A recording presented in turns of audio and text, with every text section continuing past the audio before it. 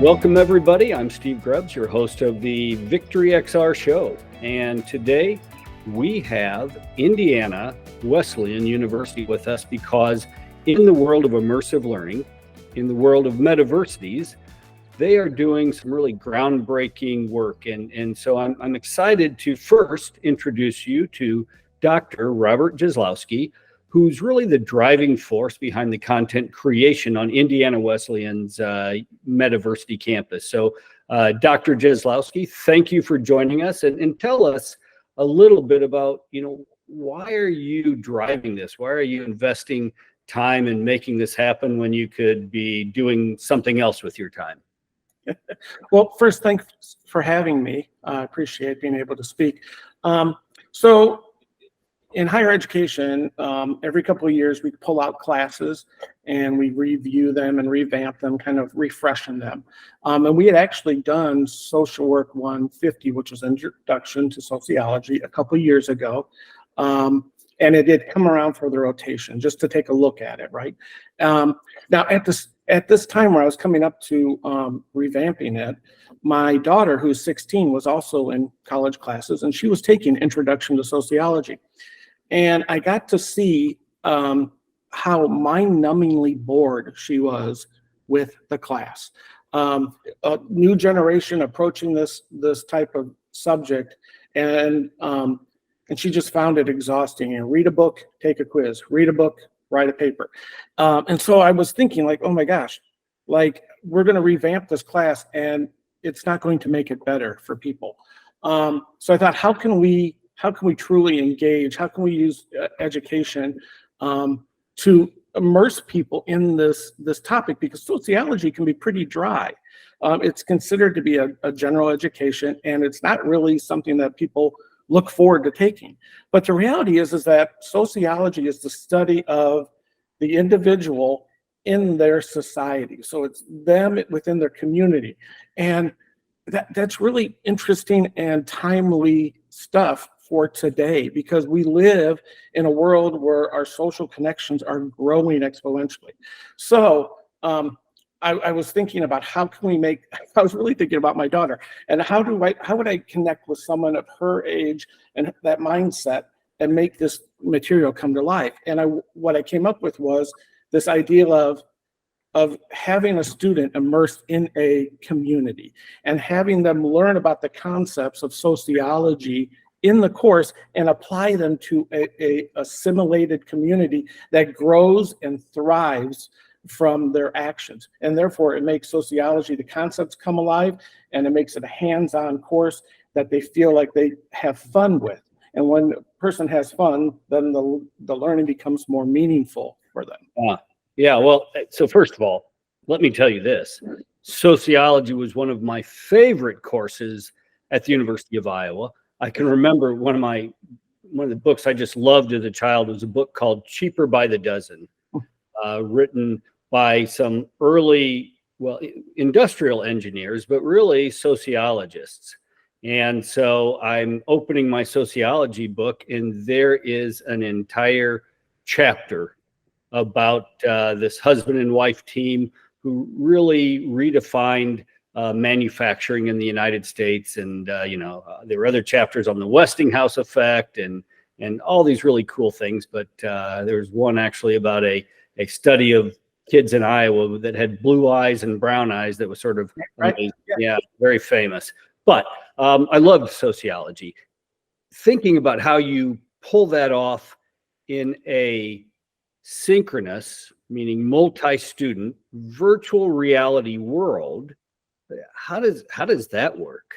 Well, first place, our online course is not synchronous, it's asynchronous. So the only synchronous courses we have in our program are the field courses, when they kind of get towards the end of the program. So this was an asynchronous class. So what we wanted to do was, instead of having the traditional learning management system where you go in and you look at your learning modules and you click on and you read stuff and you submit assignments, we wanted the student to be an avatar that they've created that reflects who they feel they are, moving through a city, and the city becomes really learning management system. There's an ancient technique called the method of loci. I don't know if you've ever heard of it, but it basically is like this memory palace idea that if you want to remember some type of material, you go into your mind and you visualize yourself like moving around. Like I might move into a castle and I go up and I open a door and I go to a chest and I open the chest and I find the material in the chest. And the fact of the visual spatial imagination aspect of that helps you have a deeper retention of the learned material. So we wanted to capture that as also part of this build. So we wanted to make it so that the students would travel around the city. They would find the different locations, and each location would have different aspects of the class. So if you want to learn about inequality, you go to the welfare department, you go into the welfare department and you learn about inequality there. You go through simulations and experiences that help you learn it at an emotional level, at a deeper level than just cognitive. If you want to learn about homelessness, you travel to the park. And in the park, when you enter the park, you enter into a simulation where you become a homeless woman called Rocky. And Rocky is in this park and she's got all this clutter around here and she lives there. And each one of the items is interactable. So she can pick up items around her and say, and every item keys into a flashback. And so you get the emotional connection. What does this mean to me? What does she remember about it? And then the park is rated. And then you have to decide as Rocky, which items you're going to grab and take with you. And as you leave the park, you go into a deliverable, so an educational deliverable, where you write about how you felt about that. And so the material about homelessness that you're learning becomes something that you experienced firsthand. That's awesome. So, the immersiveness is making an impact, which I love.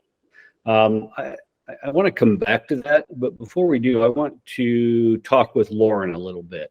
Now, Lauren, as I understand it, and you can introduce yourself, you were a student in this course. And, and for our audience, Lauren has some challenges that are different than other students. I'm going to let her talk about that. But this was a particularly effective solution in overcoming some of those challenges. So Lauren, go ahead and introduce yourself and talk about your experience in this course. Yes, I'm Lauren, and I absolutely love this course. Some of my challenges include I have a diagnosis of ADHD and I also have epilepsy. So sitting down and reading chapter after chapter and focusing is quite difficult, but the interactive experiences definitely did help me focus and be able to retain the information and get through the course a lot better than I would have if I just had to sit and read and write the paper. And it definitely, I still remember the experiences and I was able to go through it at my own pace and at my own speed and in a more beneficial way to my learning style than I would have been able to in a more typical learning experience than you would usually get. Lauren, break that down for us a little bit. You went into this course and you would go into specific classes to learn whatever. What are some of the things that you did that you either interacted with or that were immersive that made the content more memorable, easier to learn?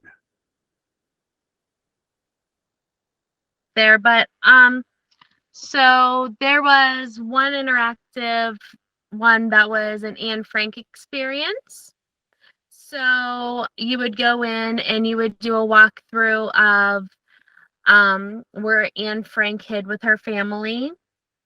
And then after the interactive walkthrough and you saw some of Anne Frank's writing and some of Anne Frank's belongings and read through some of her diary and some of her living space.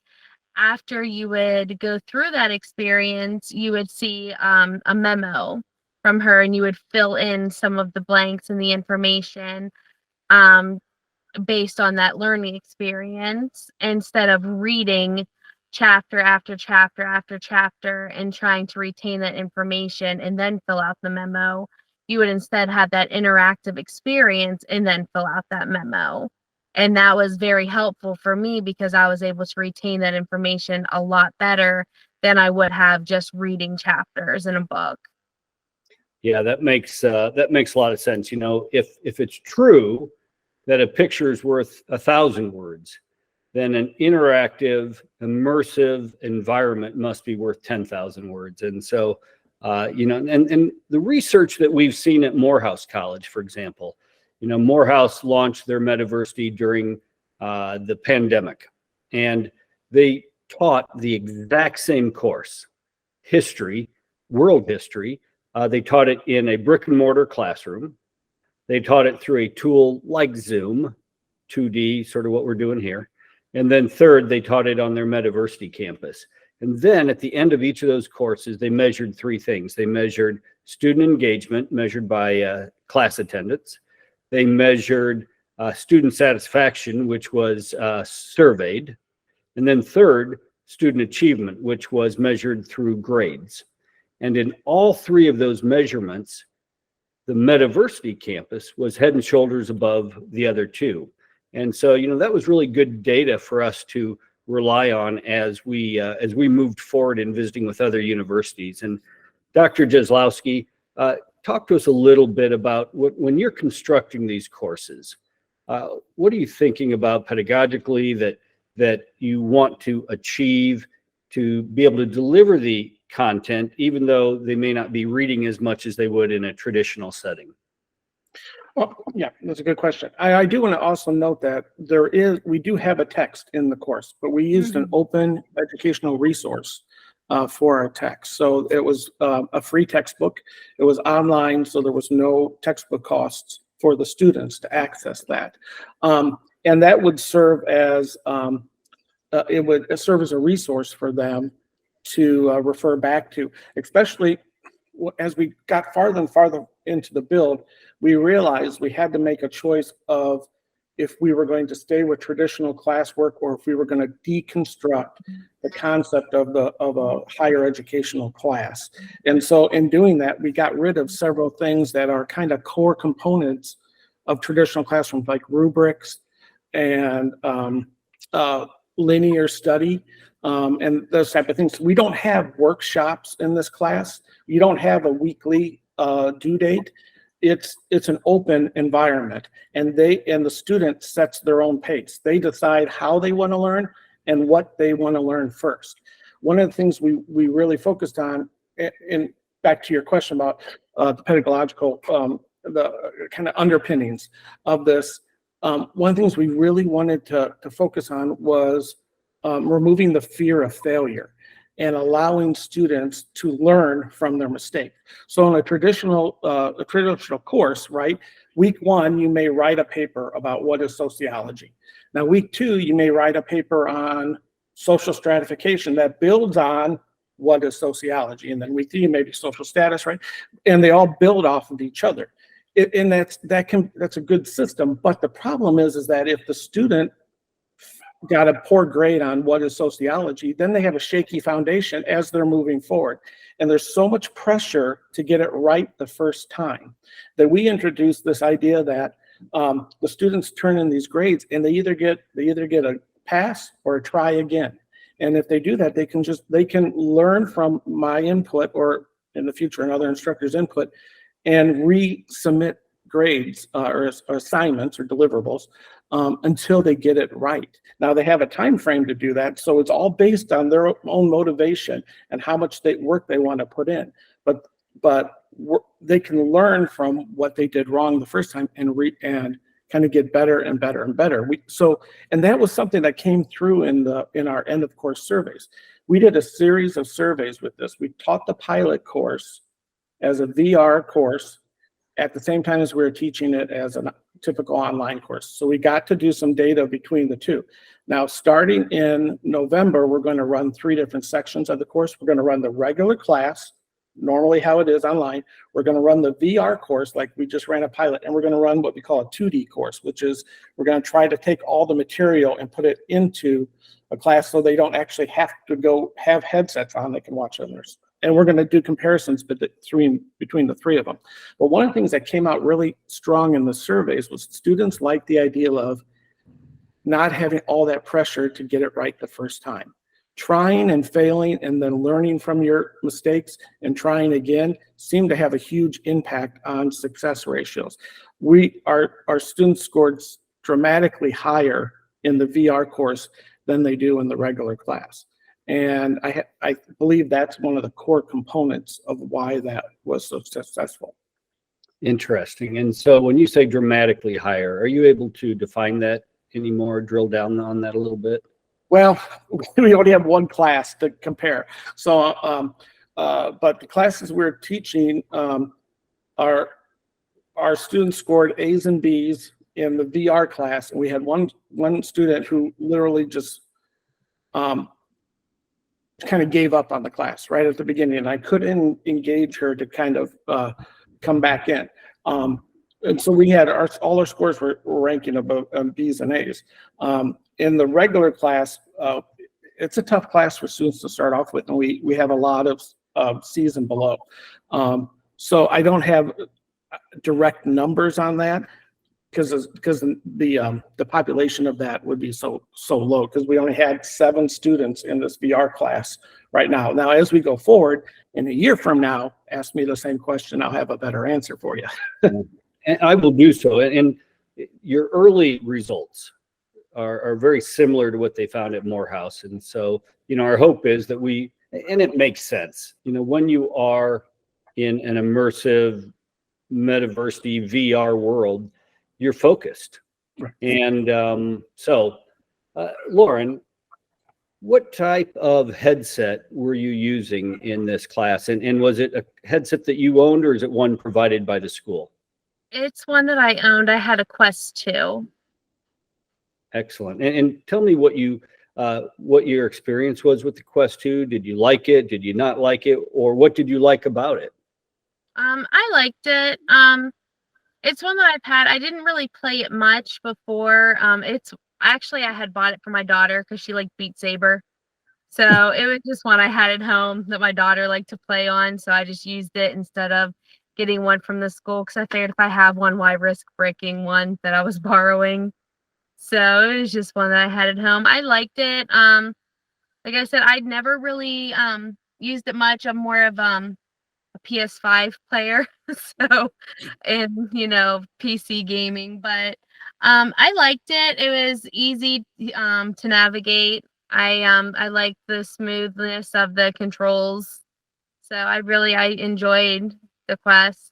And let me ask you this: the learning curve. So, like thinking back, when somebody learns to drive, I can remember my dad took me out in a parking lot, and I sort of got my feet wet, and then I took driver's ed, and that was a full semester.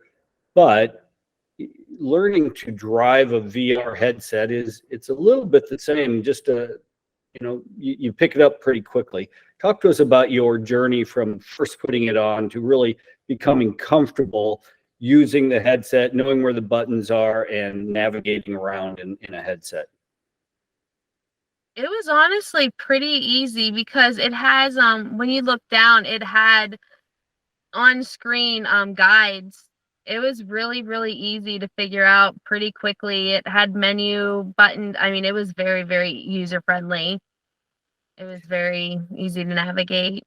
And were there any environments that you went into that you just said, wow, that blows my mind? Or was it all just sort of standard? It was really pretty. A lot of them, like there was the science ones, and then there was there was one that we went to because there was an orientation, and we went into like the forest, and there was some really, really pretty scenery that we ended up going into. It was very, very nice. Yeah, one of the studies I saw from a Taiwanese university, they put, I think it was an EKG on the brains of these Chinese students that were learning in class. learning online and then learning in a VR headset. And then they measured the electrical activity that was going on in their brain. And in class, there wasn't much electrical activity. In the online class, there's a little more, but then in the VR headset, it just lit up because they were getting so much information coming in and they were so engaged with it that the electrical activity was just working all over. And I think that's sort of the physiological piece of why students learn, because their mind is completely engaged. Mhm. Is that the experience you had, Lauren, or something different? Absolutely. It was very engaging. I really enjoyed it, especially the walking through and being able to like navigate, and you could teleport and you could go up and you could actually interact with different things on the screen. You could build and you could pull things in, and you could just all of a sudden have a shark in your road. And I mean, it was a lot of fun, honestly, just creating your own world within a city that was created for you. So I enjoyed it. Last question for you, Lauren. So you've been diagnosed with a particular type of epilepsy. And Mhm. and what is it that you have to be aware of, try to avoid, and how did it work out for you with this condition inside a virtual reality headset that's got a lot of stimulation coming your way? I have to be aware of like strobe effects, flashing lights, certain things. I have to just make sure I'm very, very aware of fast changing things like that. But honestly, there wasn't any. The way that I normally know that I'm having a seizure is I'll get a strong smell disturbance, and I had absolutely none. Because I don't have what people know as like dropping on the ground seizures, and like I don't have anything like that to where it's like, oh, this is, terrifying for everyone around you. I know when I'm having a seizure because I'll get like strong smell disturbances, or I'll pause and I'll freeze and I'll stare blankly. I didn't have any types of those. I'll know that I'm having a seizure because I'll have a very, very severe headache, and I'll know when to avoid the headset, because even the one day I woke up and I told Dr. Rob, I'm like, yeah, today's gonna be an offline learning day. I'm gonna read through the book. I'm not gonna have the headset on today because I know I need to call my neurologist. I woke up with a strong headache. I'm gonna have my offline learning. I'm gonna read through the chapters. Tomorrow I'm gonna do my online headset stuff just so I don't risk anything. But I honestly didn't experience any type of seizure activity while I was in headset. I just wanted to take extra precautions, but there was no flashing lights, no effects. I had absolutely no ill effects at all during any of the classes in headset. Yeah, that's great. With it, for us building this product in this world, those are the things you want to hear, and so I appreciate you sharing your perspective on that. Dr. Jesiolowski, let's talk a little bit about first of all, talk to me about how the mechanics of how you deployed your program. You had a certain number of headsets you were able to share, and how did that work out? Did you have to ship those headsets, or did students come in and pick them up? Right.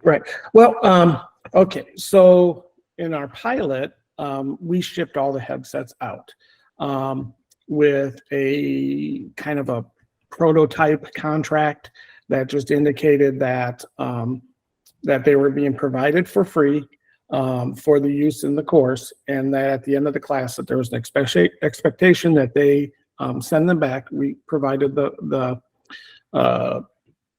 postage free of any kind of damage or anything, and that if there was damage, then there would have to be a fee involved with that. Moving forward, because we're trying to figure out how to set this up so that we can continuously offer this, and we offer introduction to sociology constantly, 2 times a term. So we're trying to get enough headsets and stagger it so that there can be a set out, and the set being whatever, revamped after they come back, re-clean, maybe new cushions and all that put on.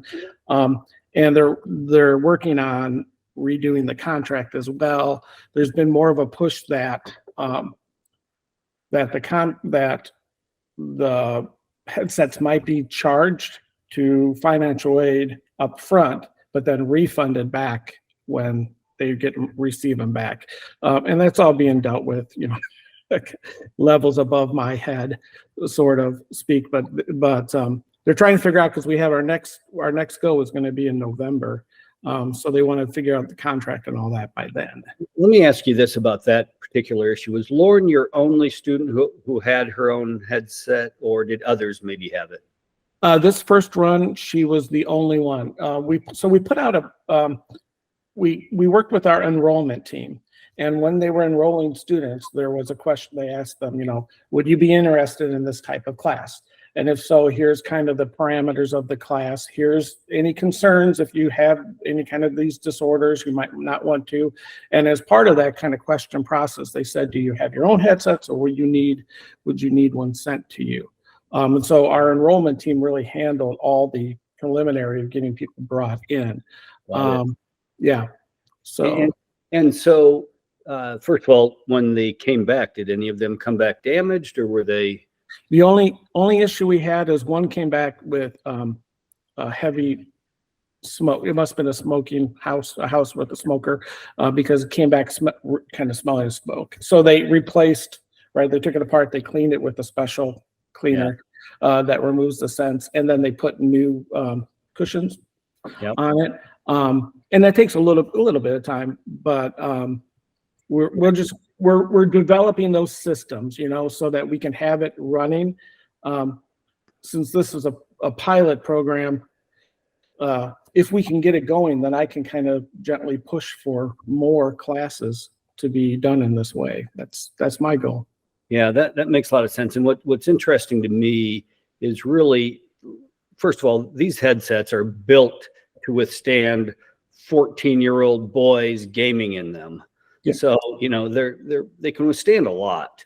But I would also say that if you spend $300 per headset and you get 6 semesters out of it, 3 years, which one should be able to, essentially you could charge students $50, $60 per semester and break even on the headset.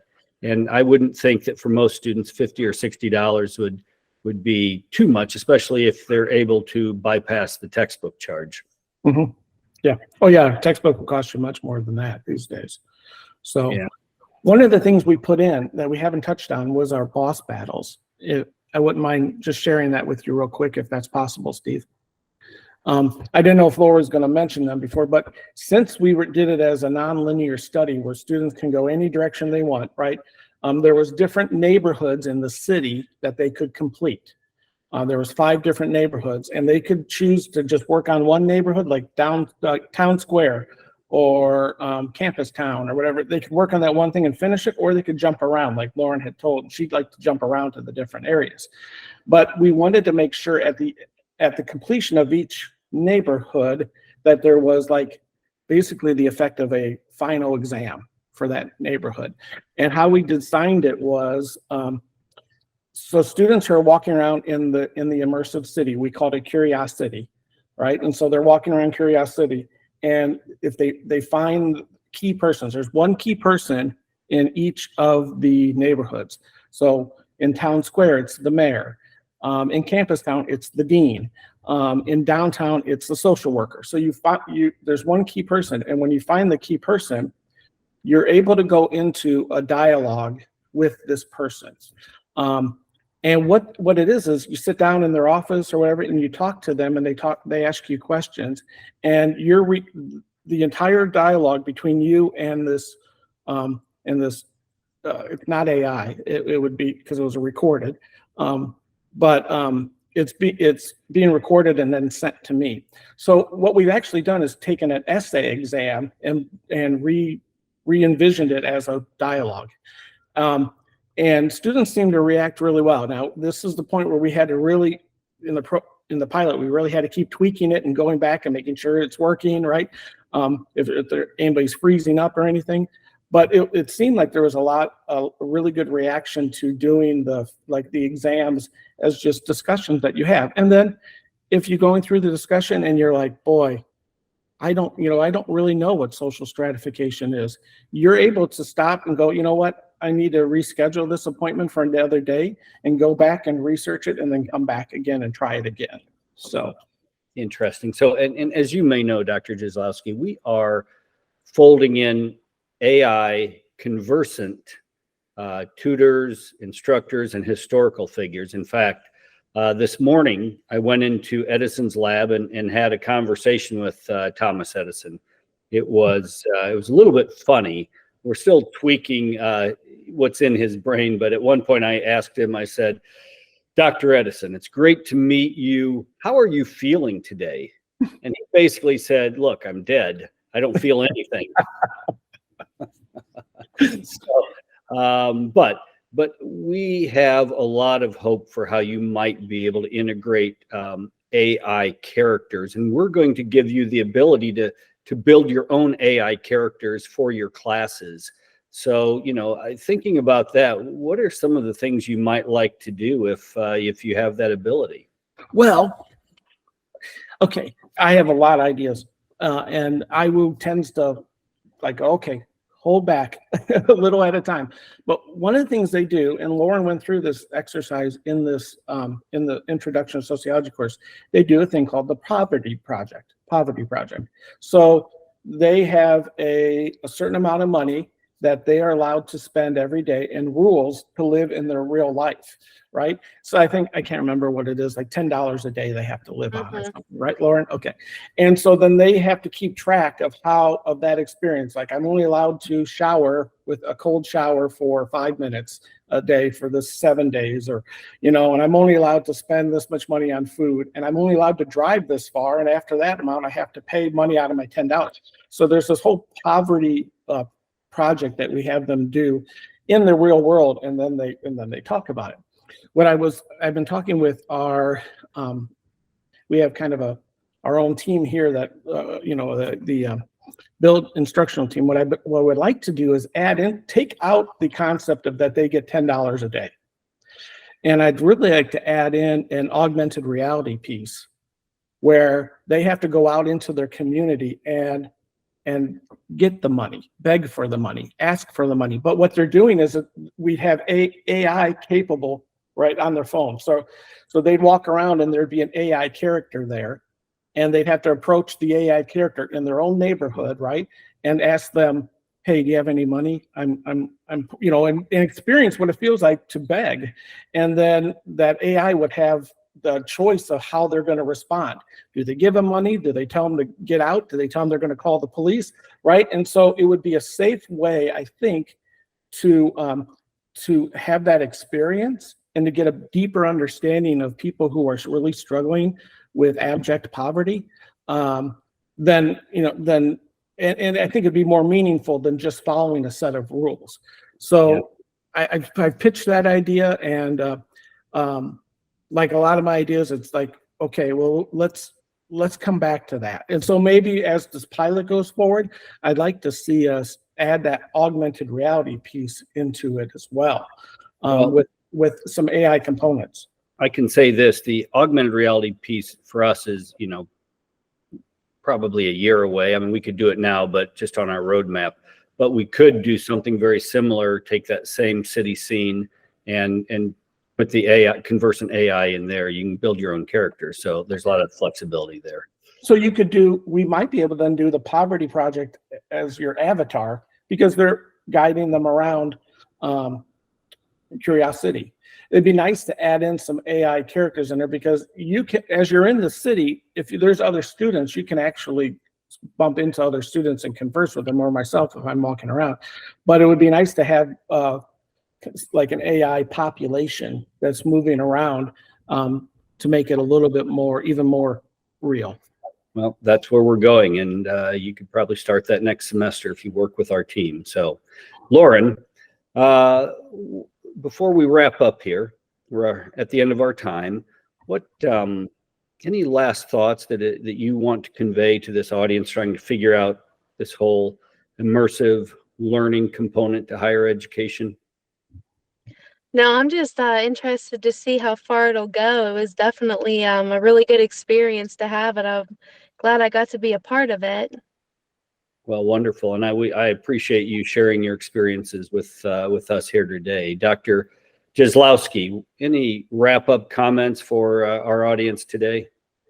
I think education should be fun, and learning should be meaningful to us. If it's just concepts or vocabulary that we're learning, it needs to be broken down so that it becomes real, and we see the applicability to our lives.